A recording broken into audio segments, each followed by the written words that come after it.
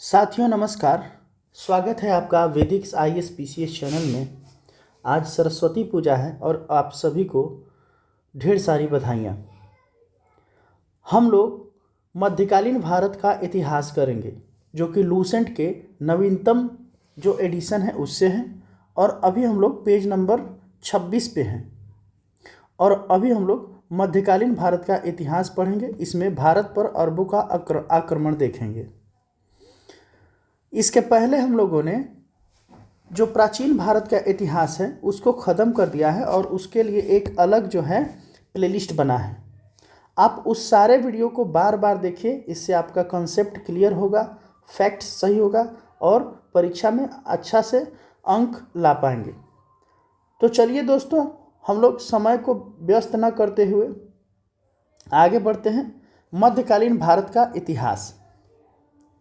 भारत पर अरबों का आक्रमण।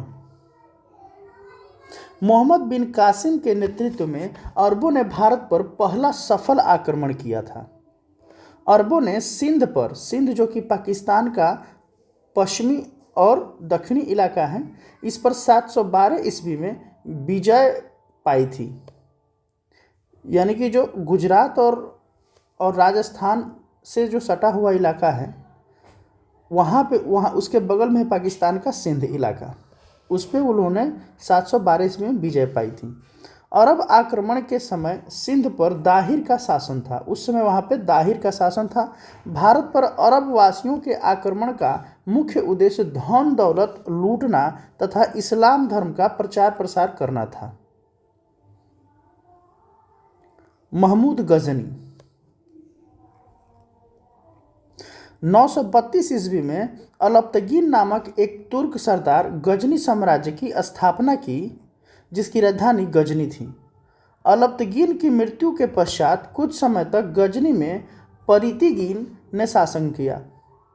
इसी के शासनकाल 972 से 977 ईस्वी में सबसे पहले भारत पर आक्रमण किया गया था। प्रथम तुर्क आक्रमण के समय पंजाब में शाही वंश का शासक जयपाल शासन कर रहा था।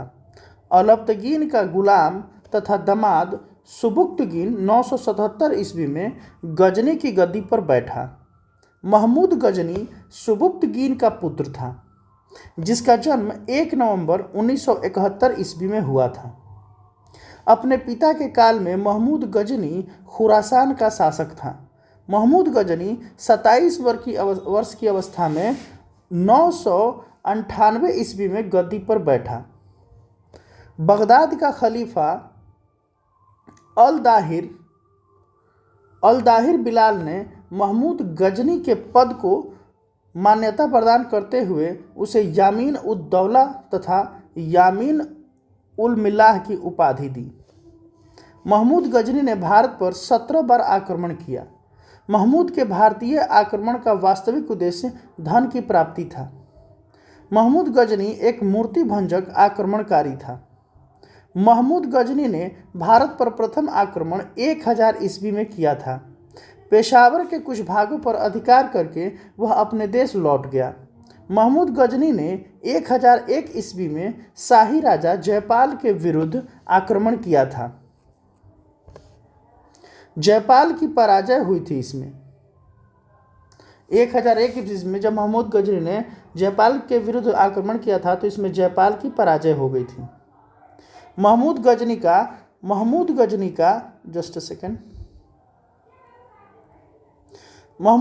का 1008 ईस्वी में नागरकोट के विरुद्ध हमले को मूर्तिवाद के विरुद्ध पहली महत्वपूर्ण जीत बताई जाती है। मूर्तिवाद यानी कि जो हिंदू लोग मूर्ति पूजा करते थे, इसके विरुद्ध में उसकी ये पहली लड़ाई मानी जाती है। महमूद गजनी ने थानेसर के चक्र स्वामिन की कांस्य से निर्मित जो आदमकद प्रतिमा यानी कि आदमी के जितना हाइट का प्रतिमा गजनी भेजकर रंगभूमि में यानी कि जो युद्ध क्षेत्र होता है उसमें रखवाया था। महमूद गजनी का सबसे चर्चित आक्रमण 1025 ईस्वी में जो सोमनाथ मंदिर है सौराष्ट्र पर हुआ था। सोमनाथ का मंदिर 12 ज्योतिर्लिंगों में से एक है। इस मंदिर की लूट में उसे करीब 20 लाख दिनार की संपत्ति हाथ लगी। सोमनाथ की रक्षा में सहायता करने के कारण अनहिलवाड़ा के शासक पर महमूद ने आक्रमण किया। सोमनाथ मंदिर लूटकर ले जाने के क्रम में महमूद पर जाटों ने आक्रमण किया था और कुछ संपत्ति लूट ली थी। नोट: सोमनाथ भारत के 12 ज्योतिर्लिंग में से प्रथम है। ये 12 ज्योतिर्लिंगों में से सबसे पहला ज्योतिर्लिंग सोमनाथ का ही है, जिस पर 1025 ईस्वी में आक्रमण किया गया था। यह गुजरात में अरब सागर के तट पर है। 13 नवंबर 1947 को सरदार वल्लभ भाई पटेल के द्वारा इसका पुनर्निर्माण शुरू करवाया गया। 11 मई 1951 के दिन राष्ट्रपति राजेंद्र प्रसाद के द्वारा मंदिर में प्राण प्रतिष्ठा की गई। जैसे अभी अयोध्या में प्राण प्रतिष्ठा किया गया, वैसे ही 1951 में किया गया था वहाँ पे। महमूद गजनी का अंतिम भारतीय आक्रमण 1027 ईस्वी में जाटों के विरुद्ध था, क्योंकि यही लोग जो थे जो 1025 में जब लूट के जा रहा था तो जाटों ने विरोध किया था और कुछ धन भी लूट लिया था। महमूद गजनी की मृत्यु 1030 ईस्वी में हो गई। सुल्तान की उपाधि धारण करने वाला प्रथम जो शासक था वो महमूद गजनी ही था। महमूद के सेना में सेवंद राय एवं तिलक जैसे हिंदू उच्च पदों पर आसीन थे। सेवंद राय एवं तिलक हिंदू उच्च पदों पर आसीन थे। अलबरूनी, फिरदौसी, उतबी, फारूकी महमूद गजनी के दरबार में रहते थे। मोहम्मद गौरी गौर महमूद गजनी के अधीन एक छोटा सा राज्य था। 1173 ईस्वी में शहाबुद्दीन मोहम्मद गौर का शासक बना। 1173 में शहाबुद्दीन मोहम्मद गौर का शासक बना। इसने भारत पर पहला आक्रमण 1175 ईस्वी में मुल्तान के विरुद्ध किया था। मोहम्मद गौरी का दूसरा जो आक्रमण था 1178 ईस्वी में पाटन, जो कि गुजरात में है, वहाँ पर हुआ। यहाँ का शासक भीम सेकंड था। गौरी को बुरी तरह परास्त कर दिया। भीम सेकंड ने गौरी को पूरी तरह परास्त कर दिया। मोहम्मद गौरी भारत के विजित प्रदेशों पर शासन का भार अपने गुलाम सेनापतियों को सौंपते हुए गजनी लौट गया। मोहम्मद गौरी की हत्या 15 मार्च 1206 को कर दी गई।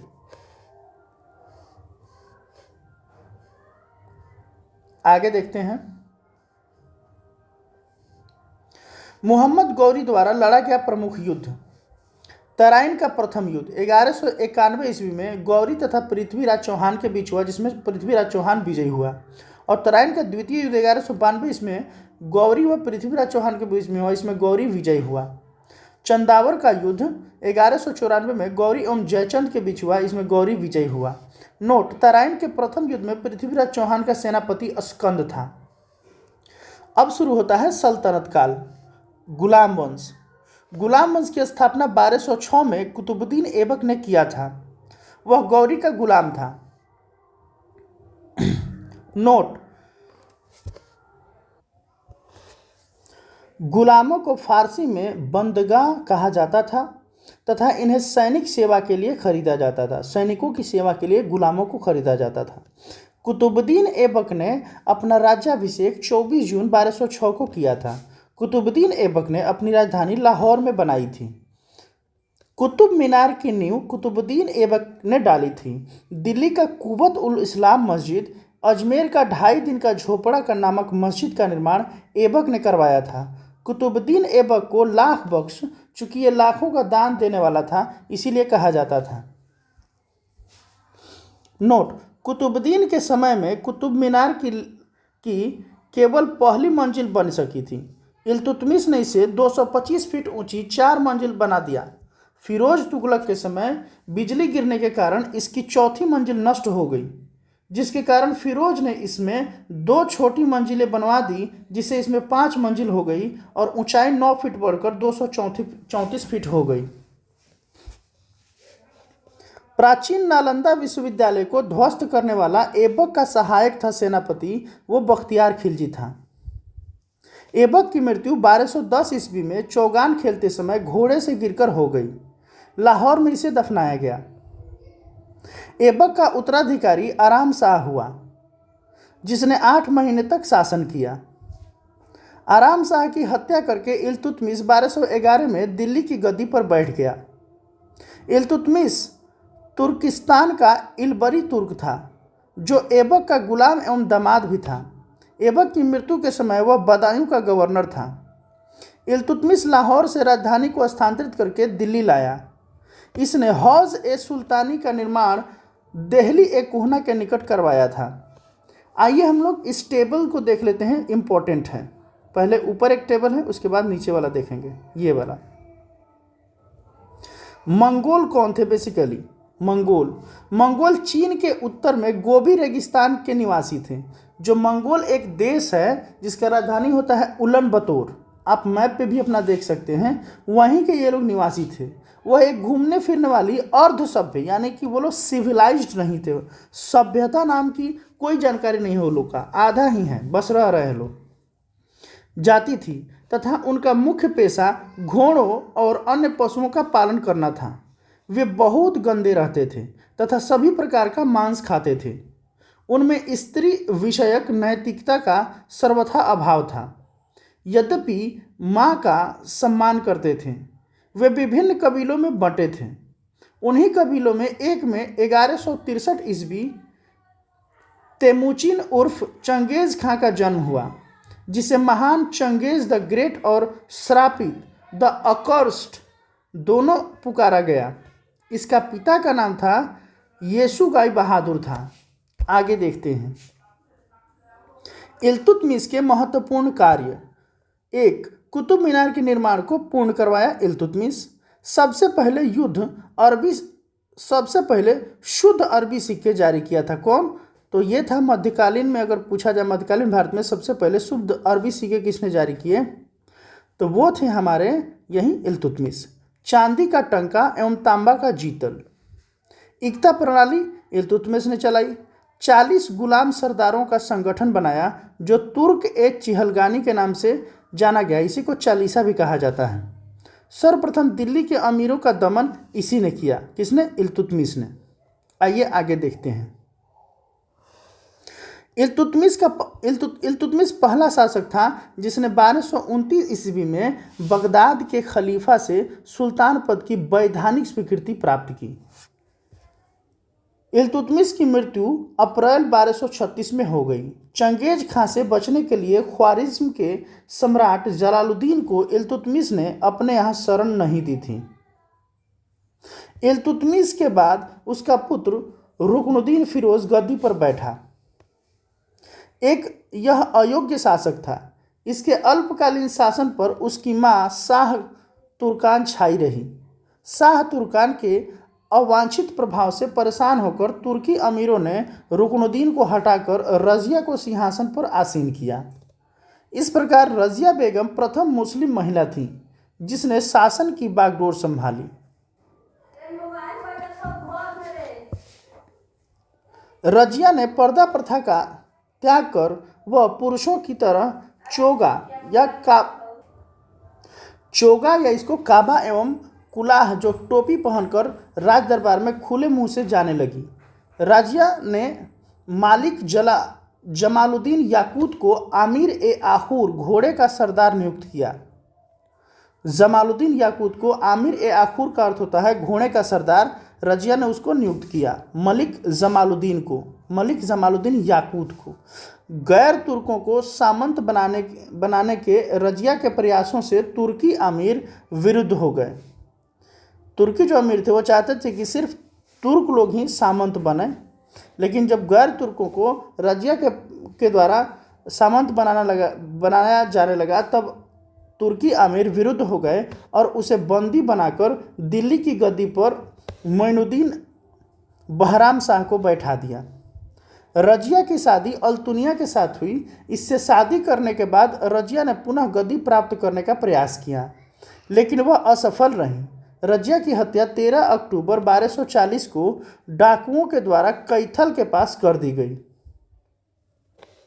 बहराम शाह को बंदी बनाकर उसकी हत्या मई 1242 में कर दी गई। उसके बाद दिल्ली का सुल्तान अलाउद्दीन मसूद शाह बना। बलबन ने षड्यंत्र करके 1246 ईस्वी में अलाउद्दीन मसूद शाह को सुल्तान के पद से हटाकर नसीरुद्दीन महमूद को सुल्तान बना दिया। नसीरुद्दीन महमूद ऐसा सुल्तान था जो टोपी सीकर अपना जीवन निर्वाह करता था। यह नसीरुद्दीन महमूद ऐसा सुल्तान था जो टोपी सीकर अपना जीवन निर्वाह करता था, यानी कि ये आर्थिक रूप से बहुत गरीब था। बलबन ने अब और इसी को ये क्या किया, बलबन ने क्या किया कि इसी नसीरुद्दीन महमूद को गद्दी पर बैठाया ताकि उसको कंट्रोल कर सके। वो गरीब व्यक्ति था। बलबन अपनी पुत्री का विवाह नसीरुद्दीन महमूद के साथ कर दिया और वो उस गरीब व्यक्ति से को राजा बनाकर अपनी पुत्री का विवाह उससे कर देता है। बलबन का वास्तविक नाम बहाउद्दीन था और इल्तुतमिश का गुलाम था। तुर्कान एर चिहलगानी का विनाश बलबन ने किया था। बलबन 1266 ईस्वी में गियासुद्दीन बलबन के नाम से दिल्ली की गद्दी पर बैठा। गियासुद्दीन बलबन के नाम से इसलिए बैठा, वो अपने आप को गुलाम से थोड़ा अलग बताना चाहता था। अब देखिए, चूंकि वो एक सिस्टम बना दिया कि पहले वो एक गरीब व्यक्ति को बैठाया गद्दी पर, फिर उससे अपने पुत्री का विवाह किया और उसके स्थान पर खुद जो है विराजमान हो गया गद्दी पे। वाह क्या पॉलिटिक्स है। मंगोलों के आक्रमण से दिल्ली की रक्षा करने में सफल रहा।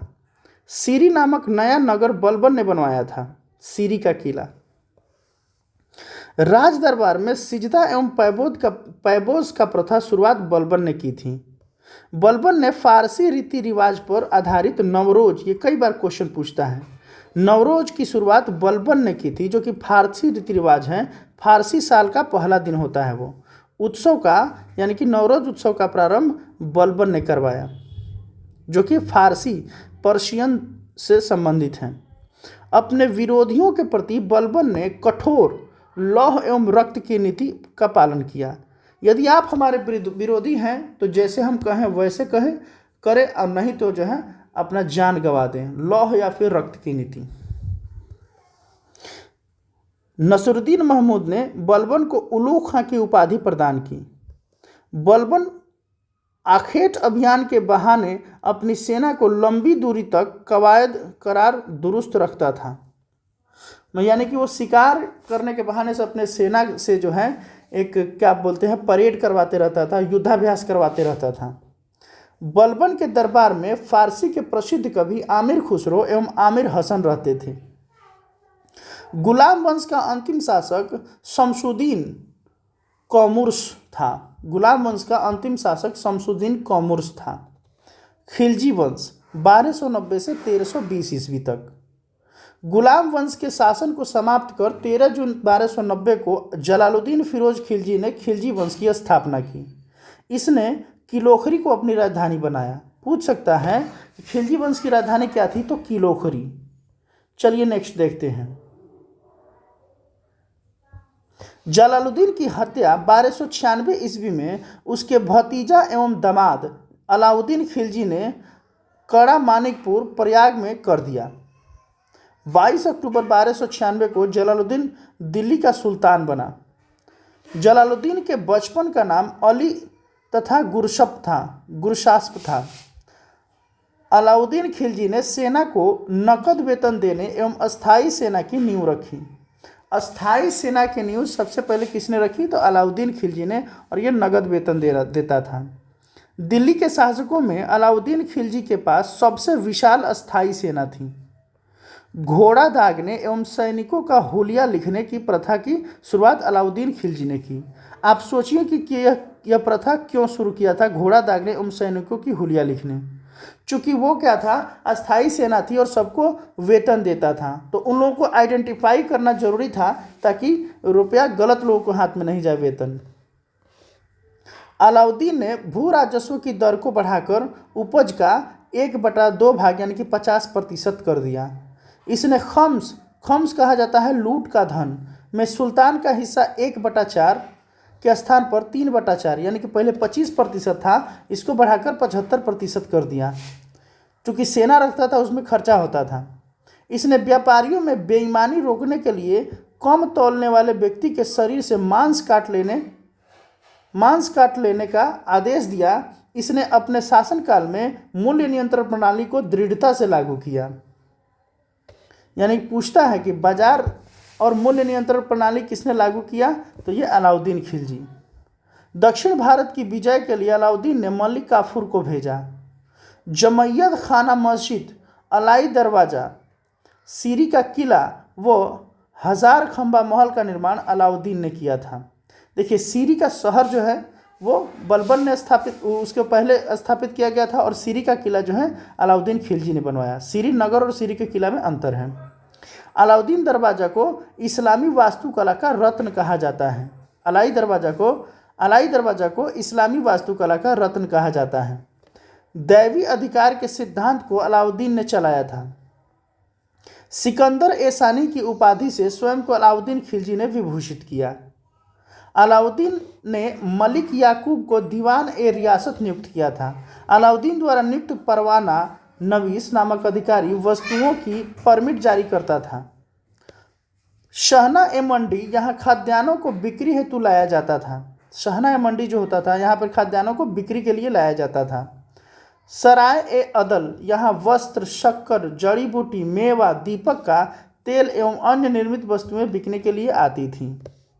अलाउद्दीन खिलजी की आर्थिक नीति की व्यापक जानकारी जियाउद्दीन बर्नी की कृति तारीख़ फिरोज शाही से मिलती है। यानी कि जियाउद्दीन जो था ना बर्नी, ये अलाउद्दीन का जो है शासनकाल के बारे में जानकारी मिलता है इसके तारीख़ फिरोज शाही से। खजाइनुल फतूह अमीर खुसरो, रिहला इब्न बतूता एवं फतूह सलातीन इस्लामी की कृति हैं। यानी कि जो खजाइनुल फतूह अमीर खुसरो का कृति है, रिहला इब्न बतूता का कृति है, एवं फतूह सलातीन यह इस्लामी की कृति है। मूल्य नियंत्रण को सफल बनाने में मुहतसिब जो सेंसर एवं नाजीर नाप तौल के अधिकारी की महत्वपूर्ण भूमिका थी। राजस्व सुधारों के अंतर्गत अलाउद्दीन ने सबसे पहले मिल्क, इनाम एवं वक्फ के अंतर्गत दी गई भूमि को वापस लेकर उसे खालसा भूमि में बदल दिया।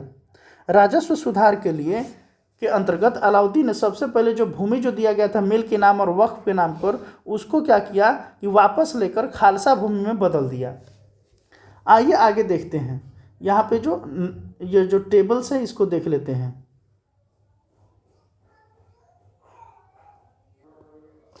आमिर खुसरो का मूल नाम जो था मोहम्मद हसन था। उनका जन्म पटियाली पश्चिमी उत्तर प्रदेश में बदायूं के पास में 1252 ईस्वी में हुआ था। खुसरो प्रसिद्ध सूफी संत शेख निजामुद्दीन औलिया के शिष्य थे। वह बलबन से लेकर मोहम्मद तुगलक तक दिल्ली की सुल्तानों के दरबार में रहे। इन्हें तूतिए हिंद, भारत का तोता के नाम से भी जाना जाता है। सितार एवं तबले के आविष्कार का श्रेय आमिर खुसरो को ही दिया जाता है। इन्होंने ही भारतीय संगीत में कव्वाली गायन को प्रचलित किया। यानी कि कव्वाली जो होता है इसको सबसे पहले प्रचलित किसने किया तो आमिर खुसरो। साथ ही इन्हें कई प्रकार के आधुनिक रागों जैसे कि तिलक, साजगिरी, सरपदा आदि को प्रचलित करने का श्रेय प्राप्त है। इन्हें हिंदी खड़ी बोली का जनक भी कहा जाता है। इनकी रचना दीवान जो कि फारसी में कविताओं का संग्रह है, नूह सिपेदर एवं मसनवी देवल रानी खिज्र खां दुखद प्रेम कथा है। ये एनसीईआरटी के स्रोत से ये लिए हैं। अब हम लोग देख लेते हैं बाजार नियंत्रण करने के लिए अलाउद्दीन खिलजी द्वारा बनाए जाने वाले नवीन पद क्रमानुसार। दीवान ए रियासत क्या होता था? यह व्यापारियों पर नियंत्रण रखता था। यह बाजार नियंत्रण की पूरी व्यवस्था का संचालन करता था। शाहना ए मंडी, प्रत्येक बाजार में बाजार का अधीक्षक होता था। बरीद, बाजार के अंदर घूमकर बाजार का निरीक्षण करता था। मुनहियान व गुप्तचर, गुप्त सूचना प्राप्त करता था। तो इस ढंग से हम लोग ये ख़त्म किए और आगे हम लोग पेज 29 से शुरू करेंगे। अलाउद्दीन के बारे में ही अभी पढ़ रहे हैं।